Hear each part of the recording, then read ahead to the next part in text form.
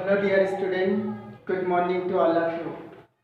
आज एक नया टॉपिक, काफ़ी इंटरेस्टिंग टॉपिक, और इस टॉपिक को पढ़ना इसलिए ज़रूरी है। मैंने जैसे कहा था कि ये चैप्टर हमारे ऑर्गेनिक केमिस्ट्री का बैकबोन है, तो समझ जाइए कि बैकबोन ही है। बैकबोन का कितना बॉडी में ज़रूरत होती है, उसी तरीके से ऑर्गेनिक केमिस्ट्री अगर हम पढ़ रहे हैं तो डेफिनेटली इस चैप्टर भी वैसे ही रोल प्ले करता है जैसे हमारा बैकबोन हमारे बॉडी के लिए करता है। ओके, आईपीसी सिस्टम हमें international union of pure applied chemist, और कहीं कहीं केमिस्ट्री भी लिखा होता है, nomenclature of open chain hydrocarbon. आज हम हाइड्रोकार्बन्स को कैसे नाम लिखा जाता है हाइड्रोकार्बन का इंटरनेशनल लेवल पे वो जानने की कोशिश की। डियर स्टूडेंट, दो तरीके का नाम होता है, एक ट्राइवियल सिस्टम और एक आईपीसी सिस्टम। ट्राइवियल सिस्टम या कॉमन सिस्टम भी उसे बोला जाता है। ट्राइवियल सिस्टम किसी भी कंपाउंड को उसकी जिस सोर्स से वो फाइंड आउट करते, जिस प्लेस से फाइंड आउट करते हैं, इसके अकॉर्डिंग उसका नाम रख देते वहाँ पे, और ये हर जगह लागू नहीं होता। लेकिन इंटरनेशनल लेवल पे, चाहे आप यहाँ हो, चाहे अमेरिका हो, चाहे आप इंग्लैंड हो, चाहे किसी भी फॉरेन कंट्री में क्यों ना हो, आप हर जगह वैसे ही नाम लेंगे जैसा कि आप यहाँ पे पढ़ रहे थे। ये बहुत ही अच्छा और आसान तरीका है। आसान तरीका इसलिए क्योंकि इसमें कुछ रूल को याद रख के हम बहुत सारे ऑर्गेनिक कंपाउंड्स के बारे में जान सकते हैं। ठीक है डियर स्टूडेंट, जैसे ट्राइवियल सिस्टम में हम बताते हैं सबसे पहले SCOOH। SCOOH ये फॉर्मिक एसिड, ये जो फार्मूला है ये फॉर्मिक एसिड का फार्मूला है। फॉर्मिक एसिड का फार्मूला आपका कहाँ से आया? ये फॉर्मिकस से आया हुआ, फॉर्मिका, और कहीं कहीं ये देखा मैंने फॉर्मिकस भी लिखा हुआ है, इसका मतलब होता है रेडांट होता है, रेडेंट, यानी चींटियां जो होती हैं, चींटी में से सबसे पहले इसको आइसोलेटेड किया गया है, इसीलिए उस चींटी के नाम से लैटिन वर्ड में जिसे फॉर्मिका बोलते हैं, इसका नाम फॉर्मिक एसिड रख दिया गया। लेकिन इस तरीके की चीज़ों को बहुत आसान नहीं होता है कि हमेशा से याद रखें और हर जगह पे एक्सप्लेन कर पाए, तो इसीलिए जैसे हम मेथिल अल्कोहल के बारे में डिस्कशन करते हैं, तो मेथिल अल्कोहल आपका मीथू वर्ड से बना हुआ है। मीथू लैटिन वर्ड में मीथू का मतलब आपके पास यहाँ पे क्या होता है, मेथिल अल्कोहल, जिसको हम लिखते हैं CH3OH। इसको सबसे पहले ऊड से, मीथू का मतलब होता है ऊड, और ऊड से इसको आइसोलेटेड किया गया, इसीलिए ये मेथिल अल्कोहल हो गया। इसी तरह से acetic acid CH3COOH acetic acid, जिसे विनेगर से फाइंड आउट किया गया। विनेगर जिसे एसिटम के नाम से जाना जाता है, एसीटम के नाम से जाना जाता है, लैटिन वर्ड में एसिटम, और हम लोग जिसे विनेगर बोलते हैं, जिसे आप सिरका बोलते हैं, उसमें से इसको सबसे पहले फाइंड आउट किया गया, इसीलिए इसको एसिटिक एसिड के नाम से। लेकिन ये कोई सिस्टम नहीं है, जितने भी हमने नाम बताया ये आपका क्या है, ट्राइवियल सिस्टम है, निरर्थक है, और इसे कॉमन सिस्टम भी कहते हैं। लेकिन हम लोग आईपीसी सिस्टम पढ़ेंगे जो आपका सिलेबस है, और हाइड्रोकार्बन।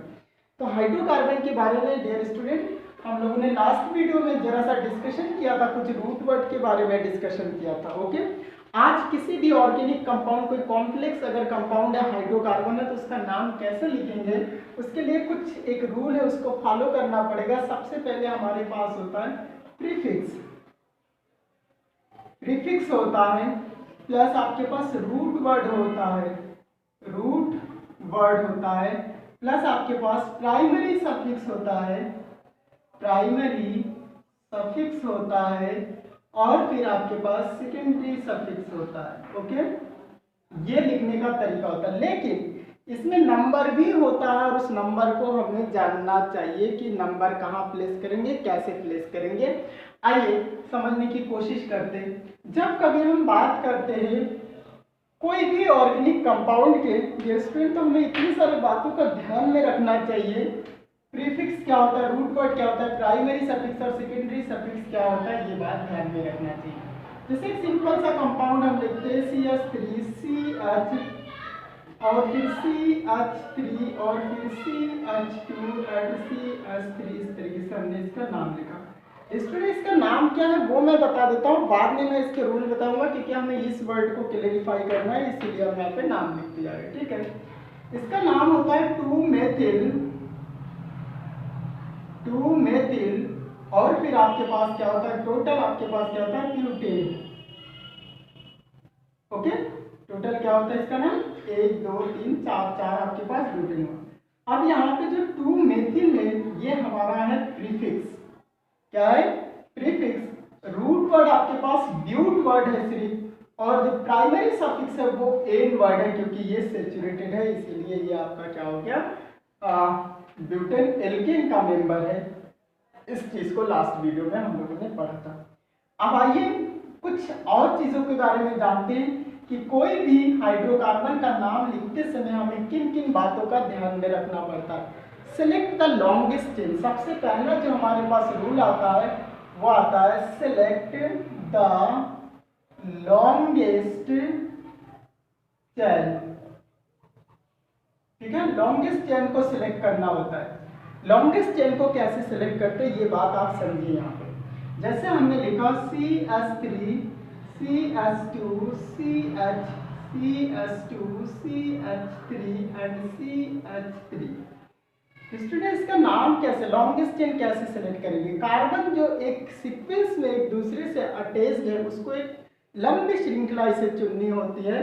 तो समझिए यहाँ से 1 2 3 4 यहाँ तक हमें लंबी चेन मिलता है, ये एक ब्रांच मान लेते हैं। लेकिन फिर इसको दूसरे मैनर में काउंट करिए, 1 2 3 4 5, यहाँ तक हमें 5 कार्बन मिला, चाहे इस मैनर में जाए और चाहे इस मैनर में आए, लेकिन ये चीज हमारा क्या बन जाता है, सब्स्टिट्यूट। इधर से जाएंगे तो 4 ही मिलता है, तो इसका मतलब ये लॉन्गेस्ट चेन हमारा पूरा हुआ, ठीक है। इस लॉन्गेस्ट चेन को आप सही भी कर सकते हैं, सही भी कर सकते हैं कि इसको लंबी चेन बना दीजिए और इसको इस तरह से आप लिख सकते हैं CH3 CH2 CH और फिर इसके CH2 और फिर CH3 और यहाँ पे ये जुड़ा हुआ है, इसको आप अपने इजी के लिए लिख सकते हैं। अदरवाइज जैसे आप प्रैक्टिस करेंगे तो हर एक चीज आपको समझ में आ जाएगा। बात समझ में आया इस तरीके से। ये हुआ आपने लॉन्गेस्ट चेन इस तरीके से यहाँ पे सेलेक्ट किया, ओके, ये चेन आपने सेलेक्ट किया, क्लियर। लॉन्गेस्ट चेन के बाद हमारे पास दूसरा जो इसका रूल आता है वो आता है number the carbonate, numbering, number the carbon atom in the chain. जो आप चेन लॉन्गेस्ट चेन चूज करते हो उसमें हमें कार्बन को नंबर देना होता है। नंबर कैसे देंगे ये बात समझिए स्टूडेंट, ये चीज तो आपको समझ में आ रहा। जब भी कोई किसी ब्रांच ऑर्गेनिक कंपाउंड होगा और उस समय लॉन्गेस्ट चेन को जब हम चूज कर लेते, सेलेक्ट कर लेते, तो हमें जो सब्स्टिट्यूट होता है, जो प्रतिस्थापी ग्रुप उस चेन के साथ में अटैच्ड होता है, उसको कम से कम नंबर मिलनी चाहिए। ऐसे हमें कार्बन को नंबर देना चाहिए। जैसे इधर से अगर सेलेक्ट करते हैं तो तीसरे पोजीशन पे 1 2 3 4 5, तीसरे पोजीशन पे आपके कार्बन एक मेथिल ग्रुप आया जो सब्स्टिट्यूट है। इधर से सेलेक्ट करेंगे तब भी आपके पास तीसरे नंबर पे आपका मेथिल ग्रुप आया हुआ है, ठीक है। तो यहाँ पे दोनों का जो सिलेक्शन है नंबरिंग देना वो दोनों का दोनों सही है। लेकिन सपोज ये कंपाउंड अगर इस तरीके से होता CH3 CH3 CH2 CH3 इस तरीके से होता तो आप इसको नंबर कैसे देते। लॉन्गेस्ट चेन हमारा यही है, ये चीज तो पता चल गया। नंबर आप इधर से अगर देते 1 2 3 4 और इधर से देते 1 2 3 4, तो आप देखिए कि इधर से नंबर देने पे 2 पोजीशन पे सब्स्टिट्यूट आपको मिल गया, लेकिन इधर से जब नंबर दिया तो तीसरे पोजीशन, तो हमारा ऊपर वाला जो नंबरिंग है वो बिल्कुल करेक्ट है, ओके। स्टूडेंट जब इस तरीके से चीजों को हम देख लेते हैं उसके बाद हमारे पास क्या आता है, इसका नाम कैसे लिखेंगे ये चीज बताओ। यहाँ पे हो गया आपका 3 मेथिल और 5 कार्बन है 3 मेथिल, 5 कार्बन है रूट वर्ड 5 है तो इसका नाम हो जाएगा पेंटेन, ओके। लेकिन यहाँ पे कैसा नाम होगा, 2 पोजीशन पे देंगे। अगर इधर से आपने नंबर करके 3 दिया तो ये रॉन्ग हो जाएगा, तो इसको बोलना पड़ेगा 2 पोजीशन पे एक सब्स्टिट्यूट है जिसका नाम क्या है मेथिल, ये है 2 मेथिल और यहाँ से लेकर के यहाँ तक नंबर ऑफ कार्बन कितने 4, इसका नाम ब्यूट। और एन वर्ड आप लाएंगे यहाँ पे क्योंकि ये सैचुरेटेड है, ये N आपका क्या हो जाएगा, प्राइमरी सफिक्स। 2 मेथिल ब्यूटेन इसका पूरा नाम हो जाएगा। ओके, आई होप आपको चीजें समझ में आ गया। तो 2 रूल बताए, तीसरा यहाँ पे आप पढ़ते हैं। ठीक है, तीसरा रूल क्या है ये जानने की कोशिश करें। तीसरा रूल हमारे पास होता है समेशन रूल। समेशन रूल क्या होता है ये समझिए। सपोज डियर स्टूडेंट, कभी हमारे पास ऐसे कंपाउंड लिखा है C और फिर CH3 CH CH2 CH3 CH3 और फिर CH3। अब यहाँ पे आपको नंबर देना है, तो नंबर आप किस मैनर में देंगे ये समझिए। नंबर अगर आप यहाँ से देते 1 2 3 4 5, तो क्या करेक्ट है ये नहीं पता, क्योंकि दोनों एल्किल ग्रुप यहाँ पे इधर से देते 1 2 3 4 5।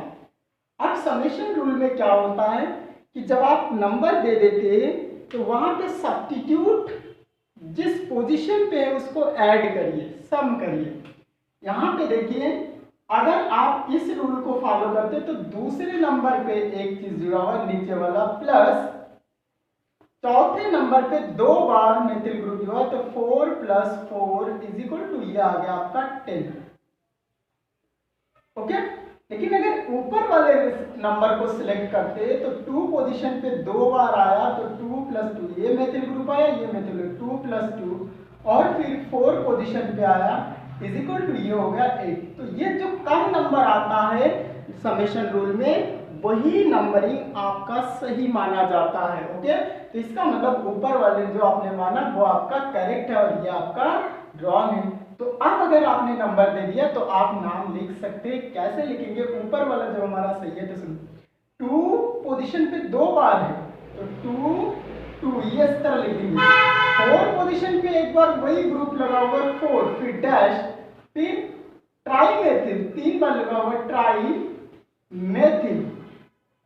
ट्राई मेथिल आपका क्या हो गया, प्राइमरी प्रीफिक्स हो गया। ठीक है, और फिर ट्राई मेथिल और टोटल आपके पास 5 है तो ये आपका क्या हो गया, पेंटेन। बात समझ पा रहे? तो ये क्या हुआ, इसके लिखने का तरीका हुआ। आई होप आपको यहाँ तक समझ में आ गया। अगर ये चीज समझ में आ गया तो कुछ ग्रुप को लेकर के और हम लोग आगे डिस्कशन करेंगे। ये लिखने का तरीका होता है। ठीक है, और कैसे इस चीज को लिखा जाता है ये भी मैंने बोला। सबसे पहले ये लिखने के लिए जो हम पेंटेन और ब्यूटेन वगैरह लिख रहे हैं तो समझ जाइएगा कि ये हमेशा वैसे लिखेंगे जैसे कि हमेशा आपके जो आपको रूट वर्ड पे method, pro, but, pent, hex, hept, oct, non, dec ये दिखाया गया, उस चीज को याद रखना है। सैचुरेटेड है तो एन लगाना है और फिर कुछ रूल्स है, ये रूल को फॉलो करते हुए इस चीज को लिखना है। अगर ये बात समझ में आ गया है तो आगे हम कुछ फंक्शनल ग्रुप को लेकर के और अनसैचुरेटेड कंपाउंड को लेकर के भी चीजों को पढ़ेंगे। ठीक है, तो अनसैचुरेटेड को कैसे लिखते हैं ये बात समझिए। इसको इरेज करते हैं।